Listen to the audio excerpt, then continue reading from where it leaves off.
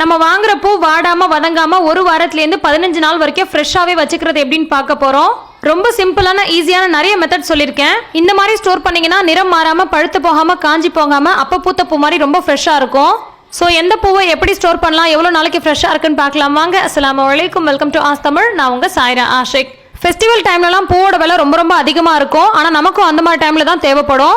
So அதுக்கு 2 நாளைக்கு முன்னாடி வாங்கினோன்னா விலை ரொம்ப மலிவாக இருக்கும். அந்த மாதிரி சமயங்களில் நம்ம இந்த மாதிரி நிறைய வாங்கி ஸ்டோர் பண்ணி வச்சுக்கலாம். அல்லது நம்ம எப்போவாது நிறைய வாங்கிட்டோம்னா மீந்தமாக இருக்கிறப்ப இந்த மாதிரி நம்ம ஸ்டோர் பண்ணி வச்சுக்கலாம்.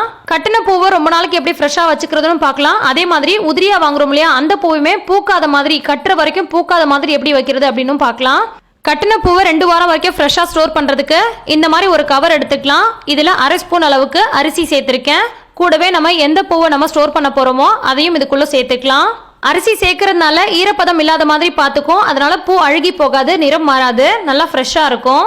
ஸோ 1/2 ஸ்பூன் அளவுக்கு அரிசியை கவரில் சேர்த்துட்டு இந்த மாதிரி பூவையும் சேர்த்துட்டு இதை நல்லா முடிச்சு போட்டுக்கலாம். இதில் ரொம்ப காற்று இல்லாத மாதிரி லைட்டாக காற்றெல்லாம் வெளியில் அனுப்பிட்டு இந்த மாதிரி முடிச்சு போட்டுக்கோங்க. இதை நம்ம அப்படியே ஃப்ரிட்ஜில் வைக்கிறதுக்கு பதிலாக ஒரு பிளாஸ்டிக் டப்பாலையோ அல்லது சில்வர் டப்பாலையோ நம்ம போட்டு வச்சுக்கலாம்.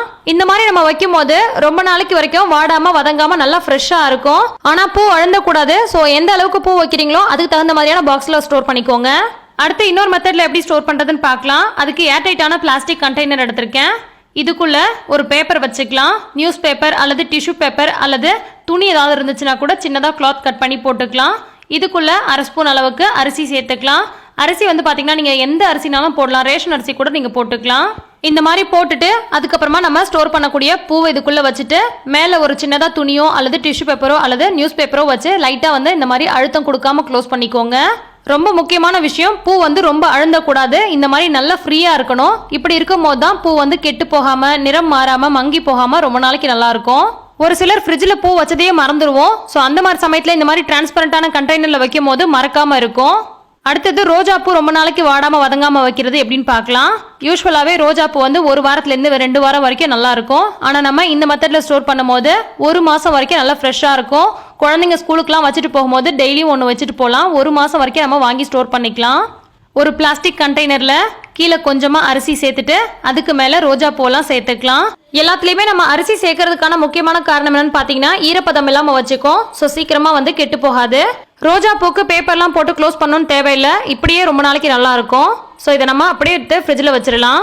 அடுத்து இந்த மாதிரி கட்டாமல் இருக்கக்கூடிய உதிரி பூவாக வாங்கியிருப்போம். சில நேரங்களில் நம்மளால உடனே கட்ட முடியாது, நிறைய வேலை இருக்கும். அந்த மாதிரி இருக்க நேரத்தில் இது பூத்துடுச்சுன்னா நம்மளால சரியாக கட்ட வராது. ஸோ பூக்காமல் எப்படி நம்ம வைக்கிறதுன்னு பார்க்கலாம். ஒரு பேப்பரில் நம்ம இந்த பூவை மொத்தமாக கொட்டிக்கலாம்.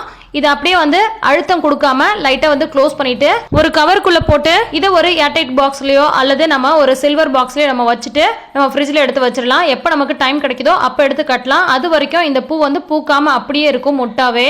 அதே மாதிரி பூ கட்டி நீங்கள் உடனே வைக்க போறீங்கன்னா நம்ம பூ கட்டக்கூடிய அந்த நூல் இருக்கு இல்லையா, அதை தண்ணியில் நினைச்சு கட்டிக்கலாம். இல்லை நம்ம ஃப்ரிட்ஜில் ஸ்டோர் பண்ண போகிறோம், கொஞ்ச நாள் கழிச்சு வைக்க போகிறோம், 1 வாரம் வரைக்கும் ஸ்டோர் பண்ண போகிறோம் அப்படின்னா அந்த பூ கட்டுற நூல் கண்டை நீங்கள் தண்ணியில் நினைக்காம அப்படியே கட்டிக்கோங்க.